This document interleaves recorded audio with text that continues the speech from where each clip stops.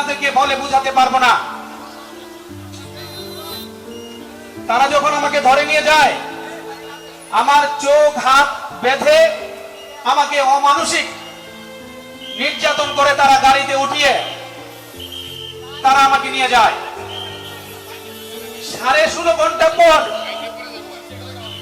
আল্লাহর অশেষ রহমতে আমার প্রিয় নেতা, দেশনেতা, দেশনায়ক জনাব তারেক রহমানের ঐকান্তিক প্রচেষ্টায় এবং আমার দল থেকে বারবার আমার ব্যাপারে ব্রিফিং করার কারণে এবং আপনাদের সাংবাদিকদের সার্বিক সহযোগিতায় আমি সেদিন গুম থেকে ফেরত এসেছি।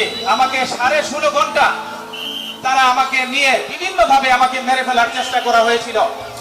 আমাকে 3 বার নামিয়ে আমাকে হত্যা চেষ্টা করেছে।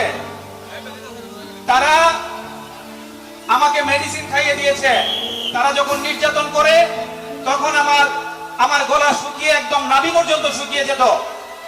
ওই সময় তাদের কাছে আমি যখন পানি চাইতাম, আমাকে তারা 1 কাপ পরিমাণ পানি ওষুধের সাথে মিক্স করে আমার মুখে দিত, যার কারণে আজকে আমি শারীরিকভাবে অনেক অসুস্থ হয়ে গিয়েছি। কিন্তু ফ্যাসিস্ট খুনি এই হাসিনার রুশাদলে পড়ে এইখানকার সাবেক অবৈধ সাংসদ, এইখানকার যে অবৈধ মন্ত্রী ছিল আনিস, তার দুর্বৃত্তায়নের শিকার হয়ে আজকে আমি আমার শরীরের অর্ধ অঙ্গ আজকে আমি হারিয়ে ফেলেছি।